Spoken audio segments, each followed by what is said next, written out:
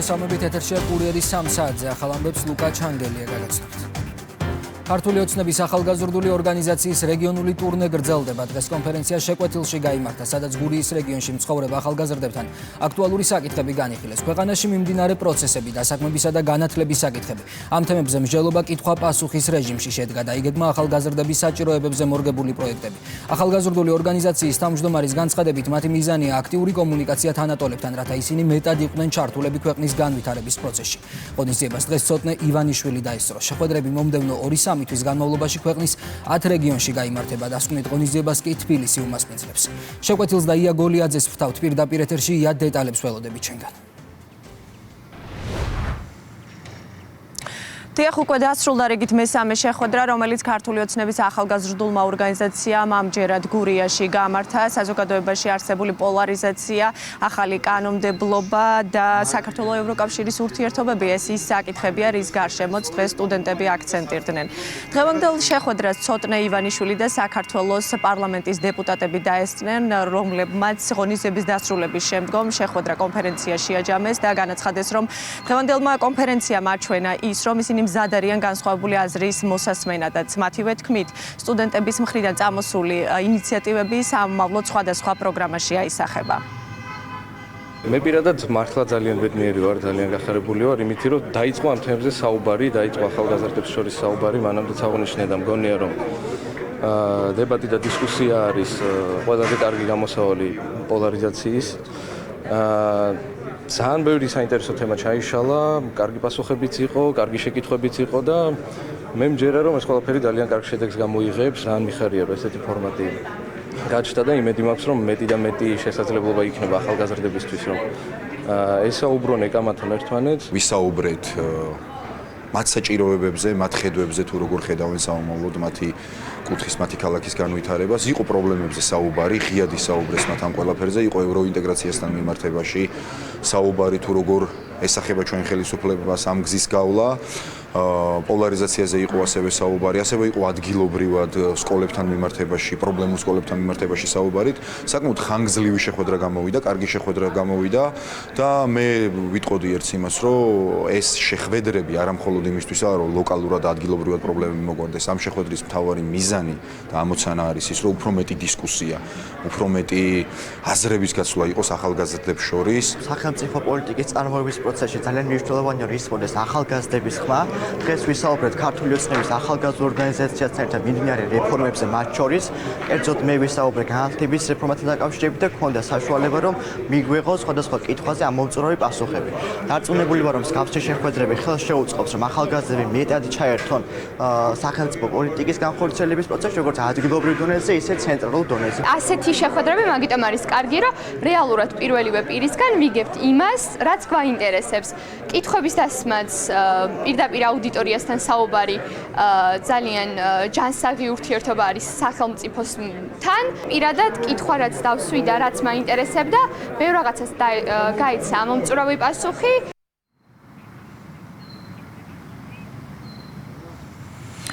ღონისძიება ტრადიციულად კითხვა-პასუხის რეჟიმში მიმდინარეობდა. სტუდენტებმა კითხვები დასვეს განათლების საკითხებზე, ასევე კითხვები დაისვა დასაქმების საკითხებზე, დასაქმების მიმართულებითაც თუ როგორ უნდა შეიქმნას მეტი სამუშაო ადგილი, ასევე მიგრაციაზე თუ როგორ უნდა შევინარჩუნოთ მეტი ახალგაზრდა რეგიონში. საქართველოს ევროკავშირის ურთიერთობების ჭრილში კი კითხვა დაისვა იმასთან დაკავშირებით, თუ რა უნდა გააკეთოს საქართველოს ხელისუფლებამ მეტი იმისთვის, რომ ეს ურთიერთობები გაუმჯობესდეს. შეკითხვები შეეხებოდა ასევე ახალ კანონმდებლობას, გრანტების კანონს კონკრეტულად, რაზეც პასუხი იყო ის, რომ გრანტების ნაწილი მიმართული იყო პოლარიზაციის გაღრმავებისა და დესტაბილიზაციისკენ, რის გამოც მოხდა მათი მიღება. მე ჩვენს მაყურებელს ვეტყვი, რომ ქართული ოცნების ახალგაზრდული ორგანიზაცია ჯამში 10,000-მდე ახალგაზრდას აერთიანებს. ისინი ერთი გზავნილის ირგვლივ არიან გაერთიანებულები, რომ შეიქმნას უკეთესი მომავალი ახალგაზრდების ჩართულობით. სწორედ ამიტომ დაიწყო ქართული ოცნების ახალგაზრდულმა ორგანიზაციამ რეგიონული ტურნე, რომელიც 10-მდე რეგიონს მოიცავს. მადლობა ია, ეს ია გოლიაძე იყო.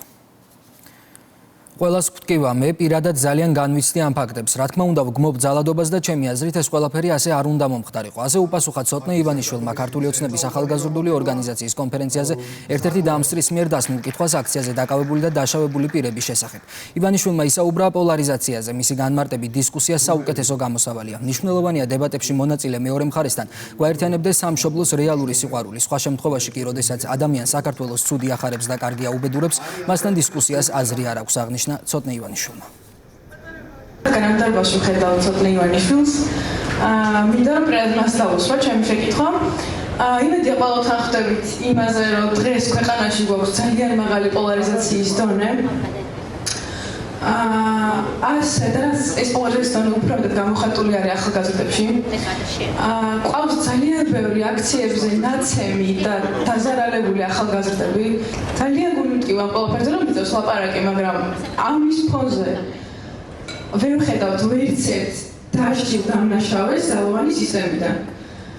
მე მეტად როგორ უყურებ ცოტნე ამ პოლარიზაციის შემცირების გრებს და როგორ ფიქრობ ამ დაუჭირებლობის შეგრძნებას რამე გამოსავალი აქვს თუ ეს უბრალოდ თქვენთვის შეუძლებელი და მისაღებია. მადლობა დიდი.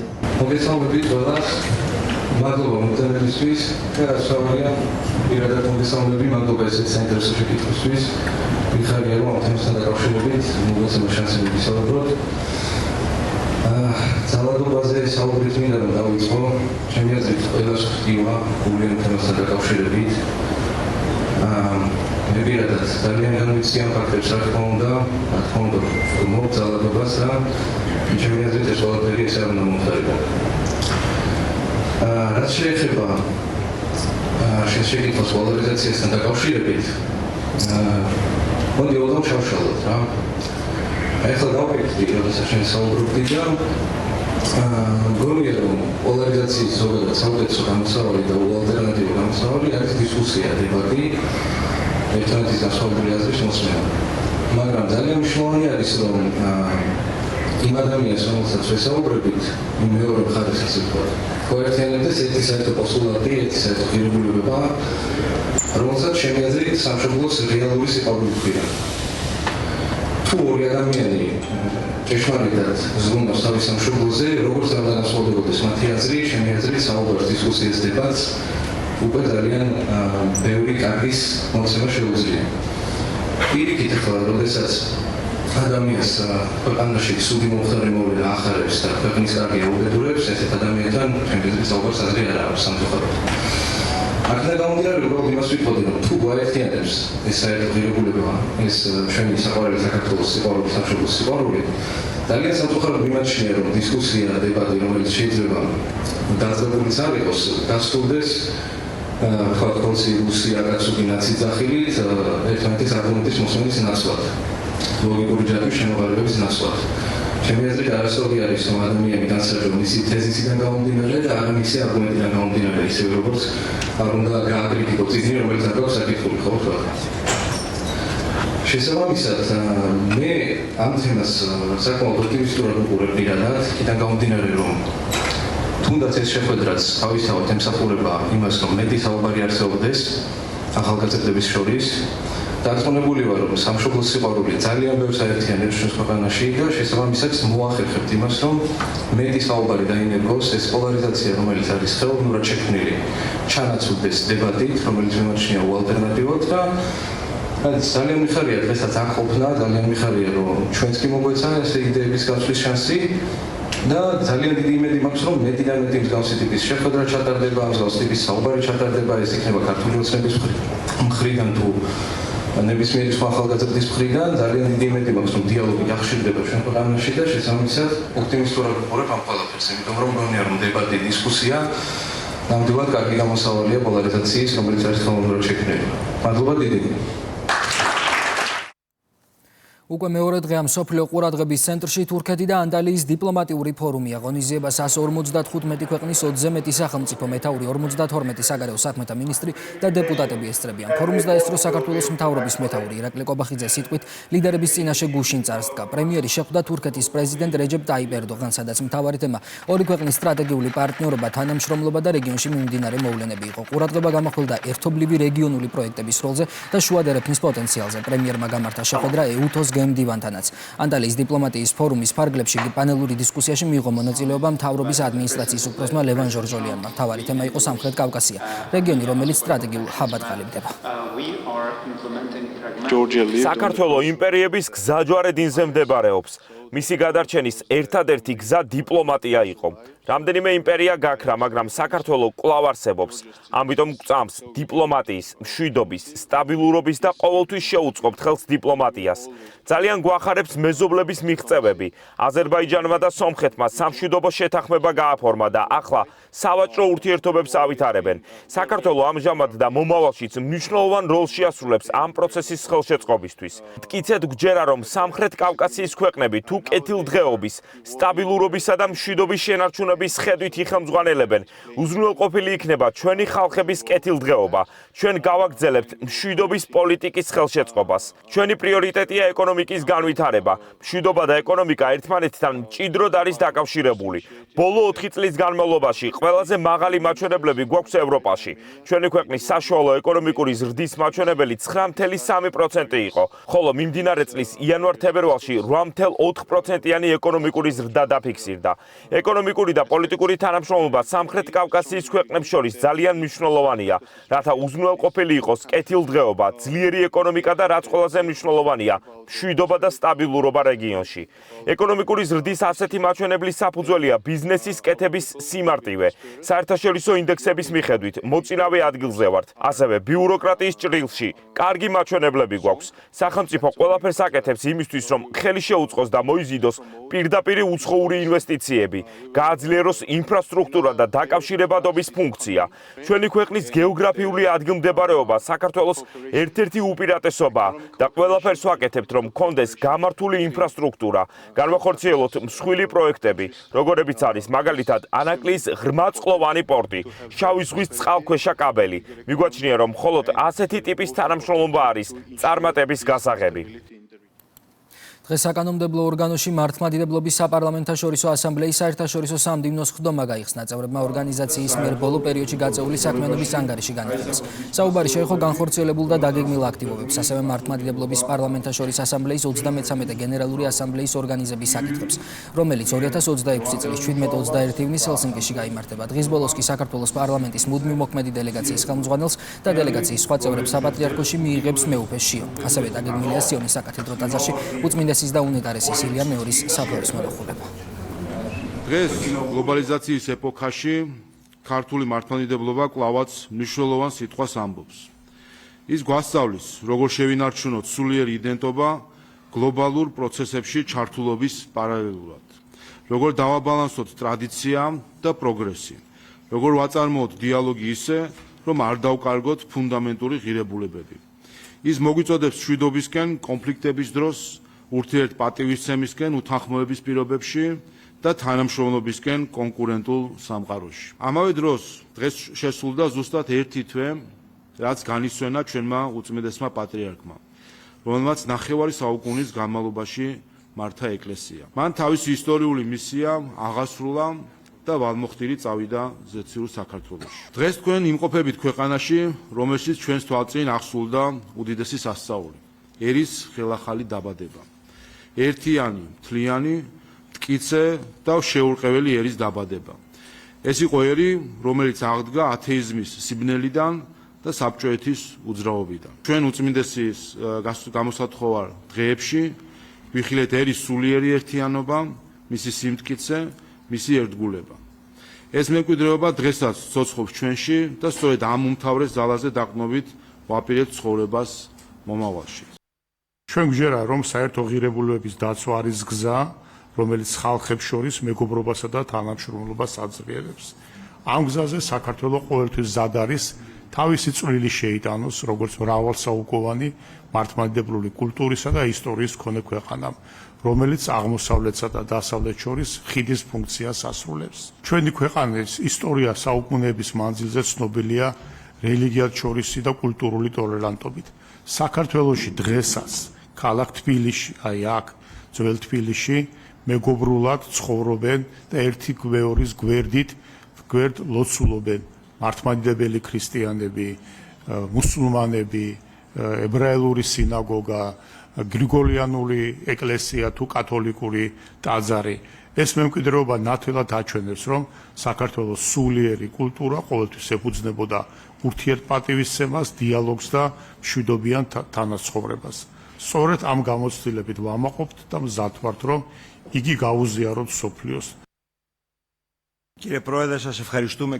მართლმადიდებლობა ის მნიშვნელოვანი ასპექტია, რომელმაც გადამწყვეტი როლი ითამაშა როგორც კულტურულ, ისე სულიერ განვითარებაში და დაეხმარა თქვენს ქვეყანას ყველაზე კრიტიკულ ვითარებაში. აქ წარმოდგენილი თითოეული ქვეყნის სახელმწიფო რელიგია არის მართლმადიდებლობა. თქვენ ბრძანეთ, რომ უნდა იყოს ბალანსი ტრადიციასა და პროგრესს შორის, ისევე როგორც საჭიროა თანამედროვე გლობალიზაციის პროცესთან გამკლავება.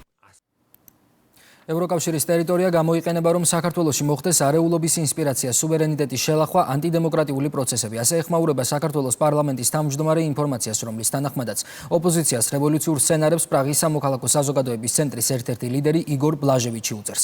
შალვა პაპუაშვილის განმარტებით ბლაჟევიჩის ორგანიზაცია დასავლური ფონდებიდან ფინანსდება. დღეს ევროპული ფული იქცა სხვა ქვეყნების, სხვა ერების ცხოვრებაში ხელის ფათურის, სხვა ერების ცხოვრების და ყოფის არების, დემოკრატიის ხელყოფის და ძალადობის წახალისების წყარო დაცხადებს პაპუაშვილი ის მიერ დასმული კითხვის პასუხად და ამბობს, რომ საკითხზე შესაბამისი რეაგირებაა საჭირო. წყაროს მიერ ქრონიკისათვის მიწოდებული ინფორმაციის თანახმად იგორ ბლაჟევიჩმა ოპოზიციას 10-ზე მეტი ტრენინგი ჩაუტარა და კონკრეტული დავალებებიც მისცა. სხვადასხვა ცნობებით ამ ტრენინგს ოპოზიციის წარმომადგენლების გარდა ესწრებოდა ორგანიზაცია ფარდის დამფუძნებელი. საკითხი შეფასდა საპარლამენტო უმრავლესობაშიც.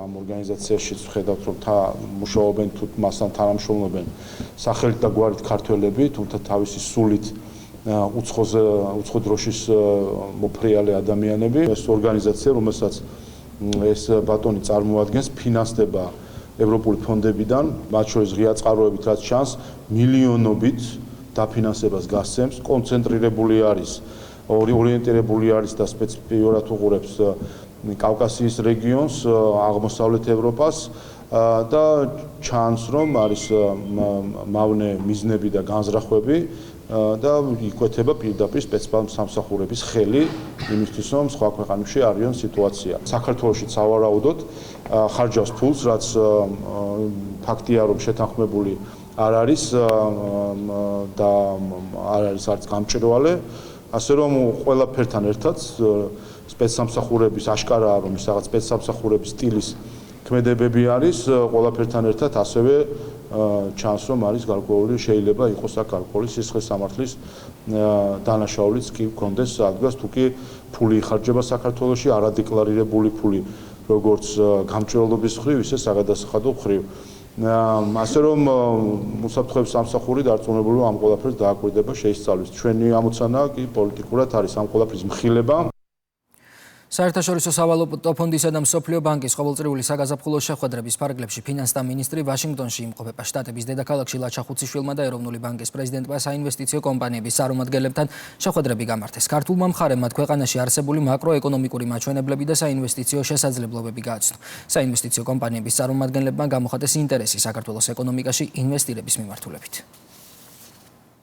ძალიან მნიშვნელოვანია ის, რომ მიუხედავად გეოპოლიტიკურად არსებული დაძაბული მდგომარეობისა გლობალურად, ასევე ახლო აღმოსავლეთში არსებული სიტუაციიდან გამომდინარე, მათ შორის საქართველოს ეკონომიკის მიმართ ინტერესი ნარჩუნდება ძალიან მაღალ დონეზე. ინვესტორებმა დაადასტურეს მზაობა და სურვილი გააგრძელონ ინვესტირება საქართველოს ფასიან ქაღალდებში, ამ მიმართულებით ჩვენ გვექნება სიახლეები, გვექნება ადგილობრივ ბაზარზე ქართულ ლარში დენომინირებული ფასიანი ქაღალდების გამოშვება, რის მიმართაც საკმაოდ მაღალი ინტერესი ნარჩუნდება საერთაშორისო ინვესტორების მხრიდან. საქართველოს შინაგან საქმეთა მინისტრი ოფიციალური ვიზიტით უზბეკეთის რესპუბლიკაში იმყოფება, სადაც გეკა გელაძე და მის უზბეკ კოლეგას შორის ორმხრივი შეხვედრა გაიმართა. მხარეებმა განიხილეს ორი ქვეყნის სამართალდამცავ უწყებებს შორის არსებული თანამშრომლობის ძირითადი მიმართულებები, განსაკუთრებული ყურადღება გამახვილდა დანაშაულის წინააღმდეგ ბრძოლის კუთხით პარტნიორობის გაფართოებასა და განმტკიცებაზე. ორი ქვეყნის მინისტრებმა ასევე ხელი მოაწერეს უწყებებს შორის თანამშრომლობის შესახებ შეთანხმებას, რაც მხარეთა შორის ორმხრივი დანაშაულის პრევენციის, გამოვლენის, აღკვეთისა და გამოძიების საკითხებში თანამშრომლობის გაძლიერებას ითვალისწინებს.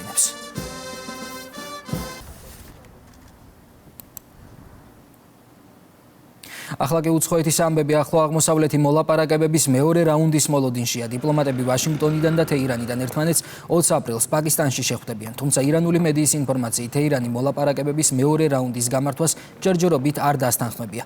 შტატების პრეზიდენტის განცხადებით, თუ მხარეებს შორის შეთანხმება არ დაიდება, მოსალოდნელია, რომ კონფლიქტი განახლდეს. ახლო აღმოსავლეთში ირანთან დაკავშირებით საქმე ძალიან კარგად მიდის. როგორც იცით, ჩვენ გვაქვს საზღვაო ბლოკადა. წარმატებული იყო ბლოკადამდე არსებული 5 კვირა. ვიტყოდი, რომ ეს კომბინაცია დამანგრეველი აღმოჩნდა. ასე რომ, სულ მალე გვეცოდინება ყველაფერი. ჩვენ გვაქვს დიალოგი და მე ველი, რომ პროცესები კარგად წარიმართება. ბევრი რამ უკვე შეთანხმებული და მოლაპარაკებულია, მაგრამ ბლოკადა ძალაში დარჩება. თუმცა შესაძლოა მისი ვადა აღარ გავახანგრძლივო, ასე რომ გვაქვს ბლოკადა და სამწუხაროდ დაბომბვა ისევ მოგვიწევს. ჰორმუზის სრუტეზე ირანმა შეზღუდვები კვლავ ამოქმედა. ირანის გაერთიანებული სამხედრო სარდლობის განცხადებით, სრუტეზე კონტროლი დაუბრუნდა პირვანდელ მდგომარეობას და ეს სტრატეგიულად მნიშვნელოვანი არხი შეიარაღებული ძალების მკაცრი კონტროლისა და მართვის ქვეშ არის. მათი განცხადებით, ჰორმუზის სრუტე ჩაკეტილი მანამდე დარჩება, ვიდრე ამერიკის შეერთებული შტატები ირანული გემებისათვის ნავიგაციის თავისუფლებას სრულად არ აღადგენს.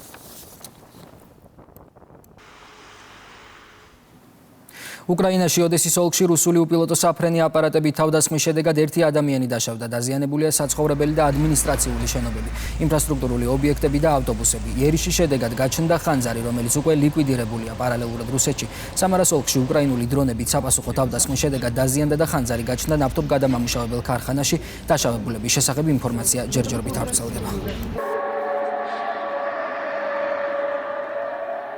მეწყერია ჩრდილოეთ პერუში სტიქიის შედეგად დაზიანდა საცხოვრებელი შენობები და ინფრასტრუქტურული ობიექტები. შედეგად საჭირო გახდა 172-მდე ადამიანის ევაკუაცია და მათი უსაფრთხო თავშესაფრებში გადაყვანა. ადგილზე სამაშველო სამსახურია მობილიზებული. ქვეყანაში ამ დრომდე საგანგებო მდგომარეობაა გამოცხადებული. ლისაბონში შრომითი რეფორმის წინააღმდეგ აქცია მიმდინარეობს. პორტუგალიის დედაქალაქში დემონსტრანტები შრომით რეფორმას აპროტესტებენ, რაც პროფკავშირების განცხადებით დასაქმებულთა უფლებებს პობს. შრომით ბაზარზე კი არასტაბილურ მდგომარეობას კიდევ უფრო აუარესებს. ვიდრე კანონპროექტს პარლამენტს არ უდგენენ, მისი სავალდებულო განხილვა პროფკავშირებთან და ბიზნესის წარმომადგენლებთან მიმდინარეობს.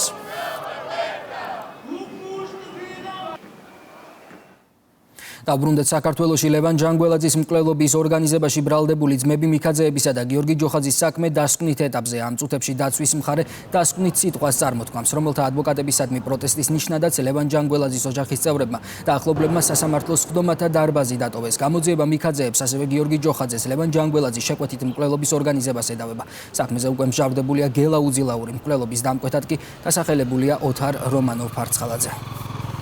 სად ვართ იმისთვისაც, რომ არ გამოიტანოს ობიექტური გადაწყვეტილება სასამართლომ, თუმცა ერთ რამის შემიძლია გითხრათ სალსახად, რომ ეს ბრძოლა ამ საქმეში გაგრძელდება ბოლომდე და სულ რომ გამოიტანოს გამამტყუნებელი განაჩენი, ეს განაჩენი დამერწმუნეთ მოივლის მსოფლიოს. ბრალდების ხარეს მიაჩნია, რომ წარმოდგენილი მტკიცებულებები ერთობლიობაში ასაბუთებს ჯერ იმას, რომ კონფლიქტური სიტუაცია ჰქონდა მიქაძეებს, ფარცხალაძეს, ლევან ჯანგველაძესთან, რა იყო მათ შორის დაპირისპირების მიზეზი და შემდეგ როგორ განვითარდა მოვლენები უკვე დაგეგმვის ნაწილში და ბოლოს უკვე ამსრულებელმა გელა უძილაურმა როგორ განახორციელა მკვლელობა ლევან ჯანგველაძეს. ჩვენ მოლოდინი ჰქონდა გიორგი მიქაძე მიცემდა სასამართლოს ჩვენებას და ჩვენც მოგვეცემოდა შესაძლებლობა, რომ მას დაუსვამდით არაერთ კრიტიკულ შეკითხვას, მათ შორის პროცესზე მის მიერ გაჟღერებულ პოზიციებთან დაკავშირებით, თუმცა მან აირჩია სტრატეგიულად მისი უფლება და მან არ მისცა ჩვენება. ცენტრალური კრიმინალური პოლიციის დეპარტამენტის აჭარისა და ორგანიზებული დანაშაულთა ბრძოლის მთავარი სამმართველოს თანამშრომლებმა ბათუმში საერთაშორისო დონეზე ინტერპოლის წითელი ციρკულარით ძებნილი თურქეთისა და ყაზახეთის რესპუბლიკის მოქალაქეები დააკავეს. ამჟამად დაკავებულების მიმართ კანონით გათვალისწინებული საექსტრადაციო პროცედურები მიმდინარეობს.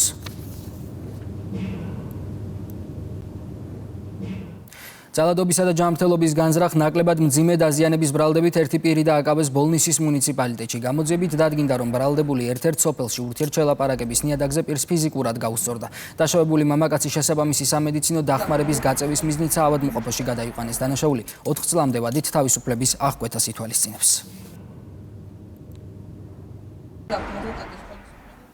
CESCO-ს თავმჯდომარე თბილისის სახელმწიფო უნივერსიტეტის სტუდენტებს შეხვდა ღონისძიება CESCO-სა და საარჩევნო სისტემების განვითარების, რეფორმებისა და სწავლების ცენტრის ერთობლივი პროექტების ფარგლებში განხორციელდა, რომელიც პარტნიორ უნივერსიტეტებში საარჩევნო სამართლის დარგში საავტორო პროგრამის განხორციელებას ითვალისწინებს და მიზნად ახალგაზრდებში პრაქტიკული და თეორიული ცოდნის გაღრმავებას ისახავს.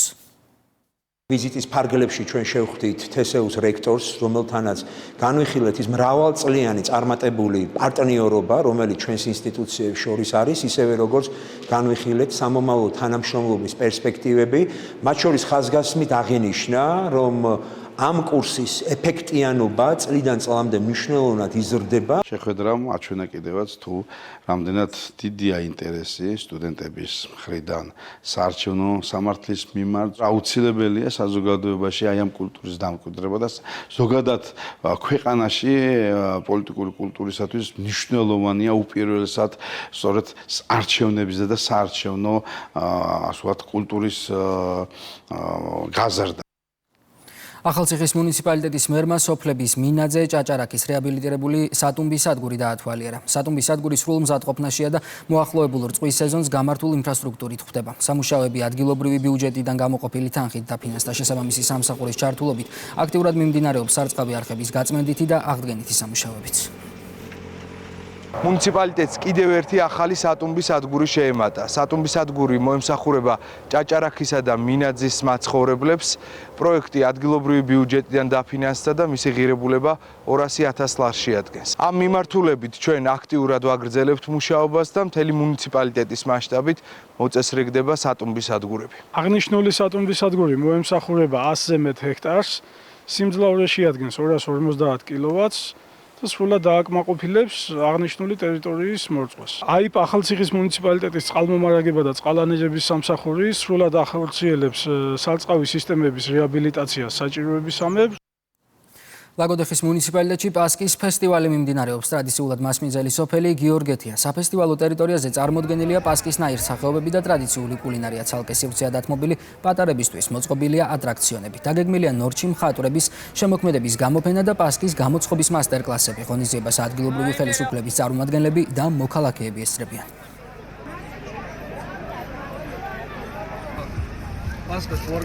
ლაგოდეხი არის მრავალფეროვანი ეთნოსით წარმოდგენილი, შესაბამისად ერთ სივრცეში საშუალება აქვს აქაურ მაცხოვრებლებს და ლაგოდეხის სტუმრებს დააგემოვნონ მრავალფეროვანი კულინარიული ნაწარმი, ასევე ადგილობრივი მეწარმეების მიერ წარმოდგენილი ნამუშევრები და საქართველოს ყველა კუთხის მაცხოვრებლებს მოუწოდებთ, რომ აქტიურად მიიღონ ასეთ ტიპის ფესტივალებში მონაწილეობა. ლაგოდეხური პასკა არის სააგომო სუფრის განუყოფელი ნაწილი და ატრიბუტი. შესაბამისად დღეს აქ მოსულ სტუმრებს, როგორც ადგილობრივ მოსახლეობას, ასევე ვიზიტორებს, ტურისტებს შესაძლებლობა ეზიარონ ლაგოდეხური პასკის მომზადების საიდუმლოს დააგემოვნონ. მოწყობილია სხვადასხვა სივრცეები, შესაძლებელია დეგუსტაცია, გამოცხობის პროცესში მონაწილეობის მიღება, საბავშვო სივრცეებია მოწყობილი და დასრულდება ღონისძიება გალა კონცერტი. ადგილობრივები აქ განსაკუთრებულ პასკას ამზადებენ ყოველწლიურად. ამის გარდა თვითონ სკოლები და აქ წარმოდგენილი ყველა კუთხე ცდილობს, რომ რაღაცა განსაკუთრებული შესთავაზოს აქ მომსვლელ სტუმარს და ჩვენც ვეცადეთ ყოველწლიურად ასე ვცდილობთ და წელსაც ვეცადეთ, რომ რაღაცა განსაკუთრებული ყოფილიყო ჩვენი პასკა.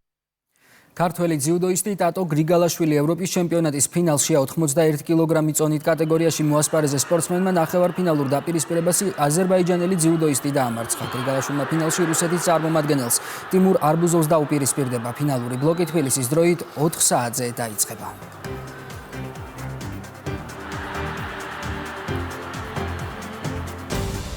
მეტი ინფორმაციისთვის ეწვიეთ ჩვენს ვებგვერდს rustaviory.gr და სკანერით QR კოდი და შემოგვერდით rustaviory-ს Facebook გვერდზე. პურიერი 3 საათზე ამით დასრულებულია. მე 6 საათამდე გემშვიდობებით.